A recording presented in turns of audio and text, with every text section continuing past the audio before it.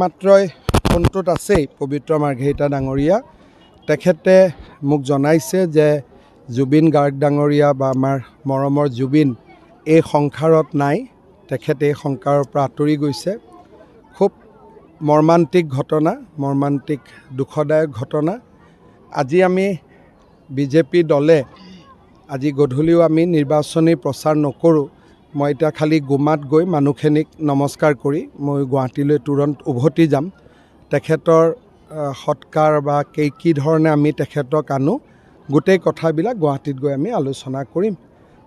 অসমবাসী ৰাইজৰ লগতে মই সমগ্ৰ অসমবাসী ৰাইজৰ হৈ কি ক'ম, দুখৰ ক'বলগীয়া একো শব্দই নাই, শব্দই বিচাৰি পোৱা নাই।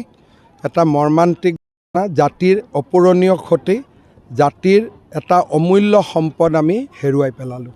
মাত্ৰই ফোনটোত আছেই পবিত্ৰ মাৰ্ঘেৰিটা ডাঙৰীয়া তেখেতে মোক জনাইছে যে জুবিন গাৰ্গ ডাঙৰীয়া বা আমাৰ মৰমৰ জুবিন এই সংসাৰত নাই।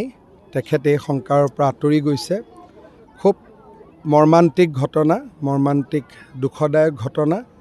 আজি আমি বিজেপি দলে আজি গধূলিও আমি নিৰ্বাচনী প্ৰচাৰ নকৰোঁ। মই এতিয়া খালি গুমাত গৈ মানুহখিনিক নমস্কাৰ কৰি মই গুৱাহাটীলৈ তুৰন্ত উভতি যাম। তেখেতৰ সৎকাৰ বা কি ধৰণে আমি তেখেতক আনো গোটেই কথাবিলাক গুৱাহাটীত গৈ আমি আলোচনা কৰিম।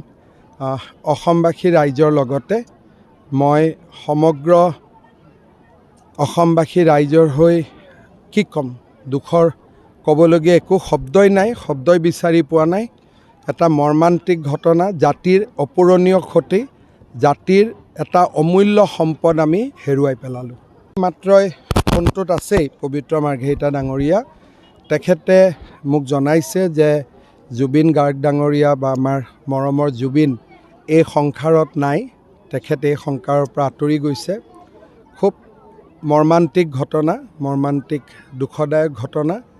আজি আমি বিজেপি দলে আজি গধূলিও আমি নিৰ্বাচনী প্ৰচাৰ নকৰোঁ। মই এতিয়া খালি গুমাত গৈ মানুহখিনিক নমস্কাৰ কৰি মই গুৱাহাটীলৈ তুৰন্ত উভতি যাম। তেখেতৰ সৎকাৰ বা কি ধৰণে আমি তেখেতক আনো গোটেই কথাবিলাক গুৱাহাটীত গৈ আমি আলোচনা কৰিম। অসমবাসী ৰাইজৰ লগতে মই সমগ্ৰ অসমবাসী ৰাইজৰ হৈ